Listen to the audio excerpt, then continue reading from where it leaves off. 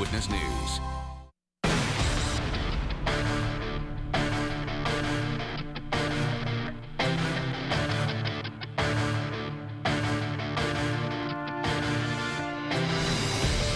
Coach David Cutcliffe's Duke Football Show, presented by BB&T.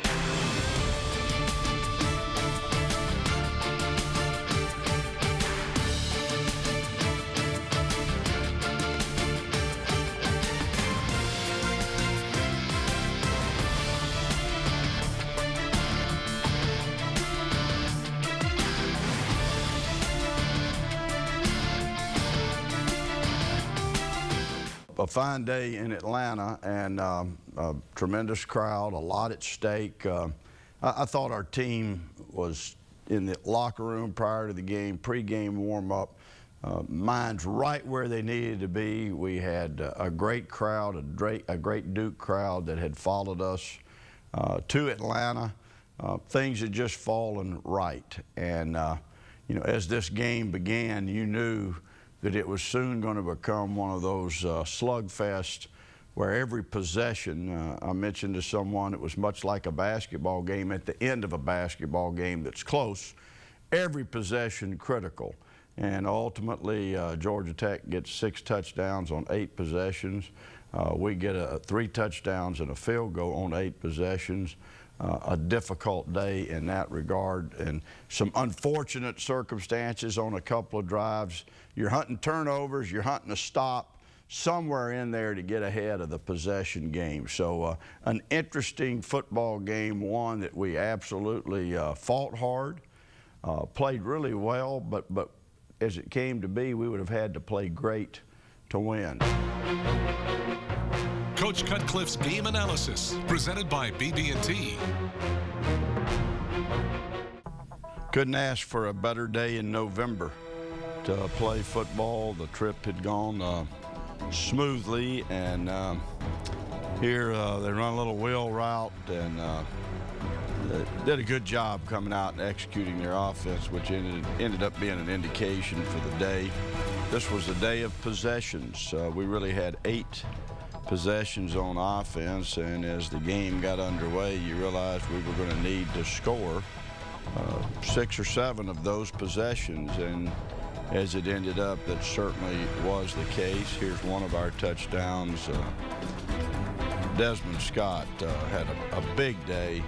Sean Renfrey, under some duress throughout the day, ended up throwing the ball very well, particularly through the middle of the field. This is a play that hurt us a little bit. They ran the trap option, and they actually hurt us with the fullback as the day went on. Here's Sonny Falcone, you see there on the sideline, goes down and has a pretty significant injury himself, and going to have surgery this week. So Sonny, will be thinking of you, and a good call by Kurt Roper on the quarterback draw, and Sean does a good athletic job. There's a good picture of our parents and fans that made the trip. We had a large contingency there. It was great to see them.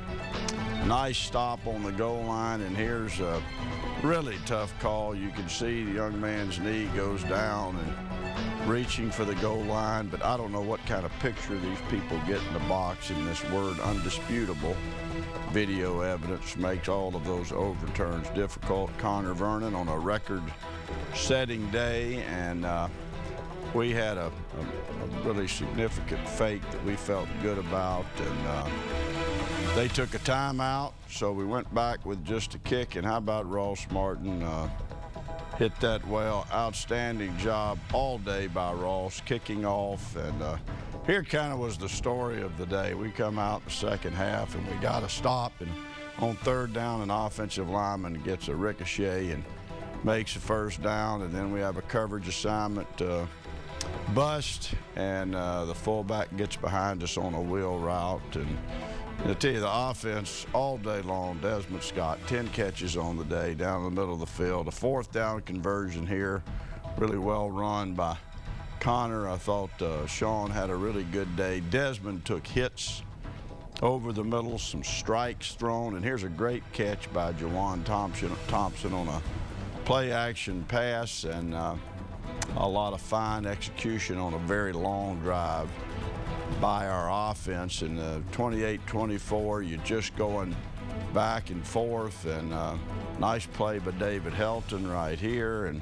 you know, the defense all day long had people in the right places for the most part, and that's the story of the offense. Here's a youngster that played well, Justin Fox. As you can see, just such great intensity, playing with basically a cast on his hand, and then the final touchdown, which was unfortunate. It was a really well-played football game all day long.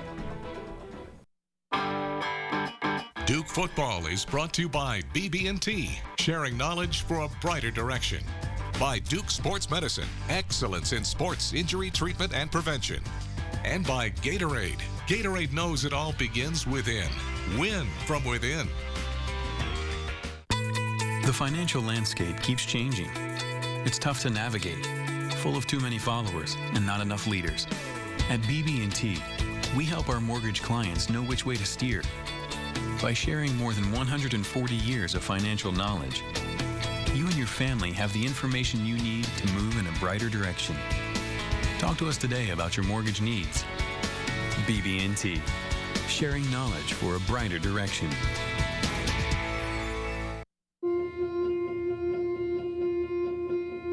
Duke has always been a leader in innovation. In the care of patients with cardiovascular disease, Duke is really a world leader. Duke cardiologists have written the guidelines that other cardiologists around the world are using to provide care. We learned to do coronary artery bypass surgery. One of the first places to potentially do it in the world was the Duke University Medical Center. CPR, the current guidelines actually have been largely influenced by work that was done here at Duke. Stents and the drugs that we use to treat heart attacks were developed through research that was done here at Duke. And so that's the reason I think that people should come to a place like Duke, where there is energy, excitement, and opportunity for new approaches. Where are we going next? The future's really bright, a little bit unpredictable, but the only thing you can count on is that we'll be there, and we'll be actually creating it.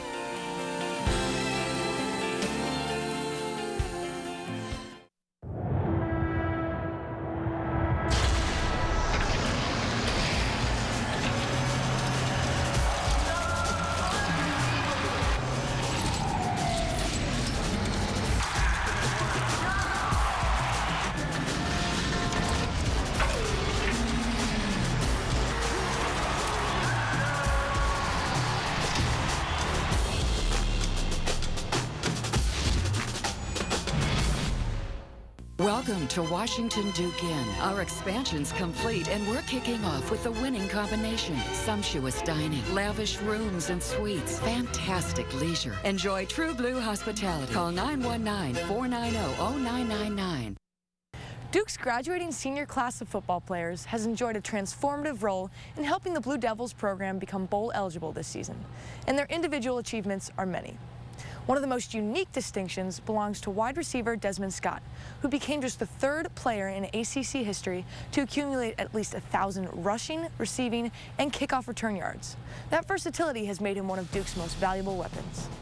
I think it's probably very difficult for anybody to understand how special an athlete has to be to accomplish 1,000 yards in receiving, 1,000 yards rushing, and 1,000 yards of kickoff returns in a career.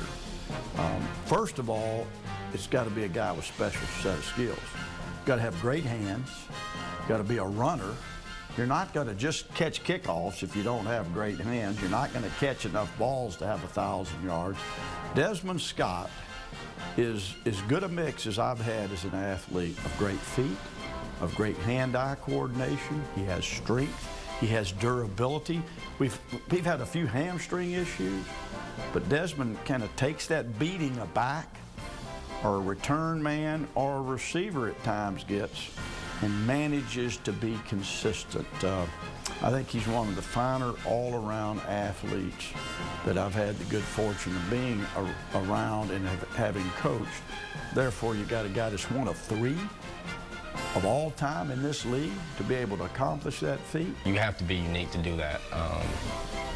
I can't think of many guys that I've played against that I think would be able to do that. Because it just takes so many different, it takes a different kind of ability to perform at each position.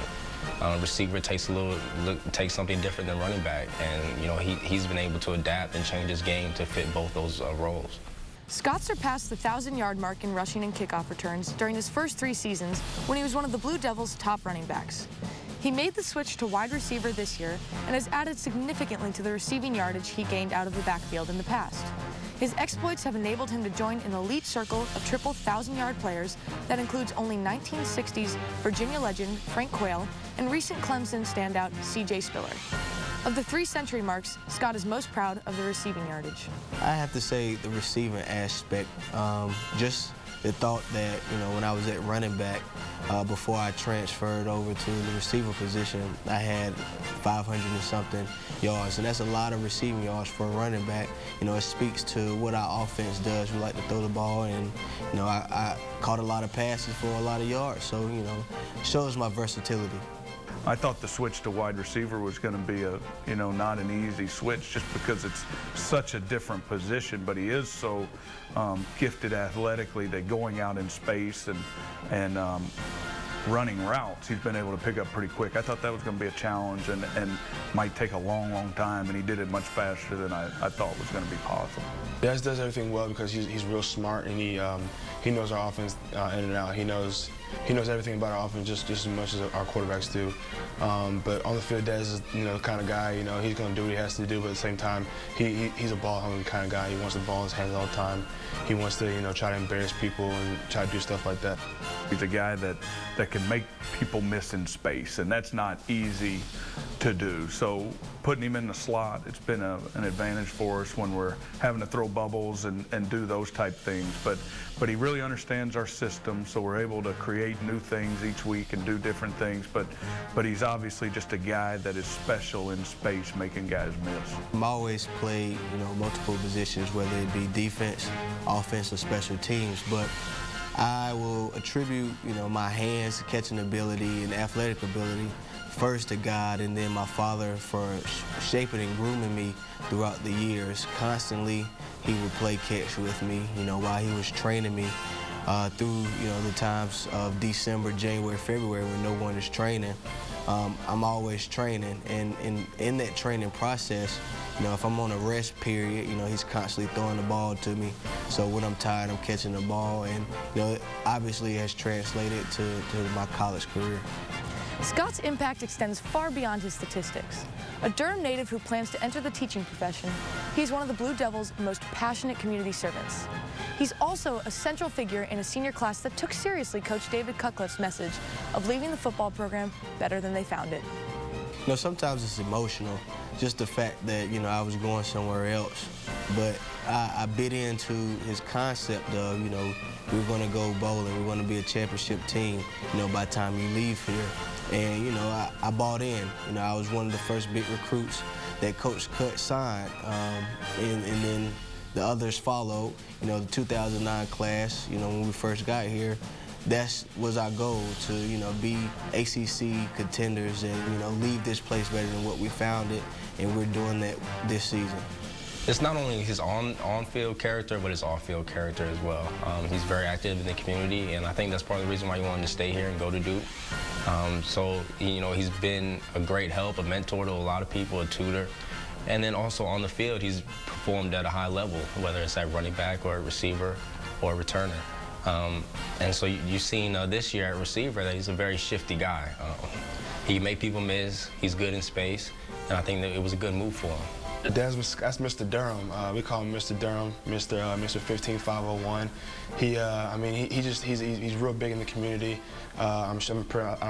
I get the feel that in high school, he's real well known around the Durham area. So him staying in a Durham college was real big for our program, for him to reach out and I guess to get fans to start looking at Duke football, and just to get people looking at our direction when it comes to recruiting and when it comes to just fan base. It's meant a lot, just the fact that I can play in front of my home crowd, those kids that look up to me. I've been, a big influence in those lives, and a lot of things that I've had the opportunity to do, if I would have been elsewhere, I wouldn't have had those chances. So, God knew what he was doing when he told me to come here. Duke football is brought to you by Continental Tire.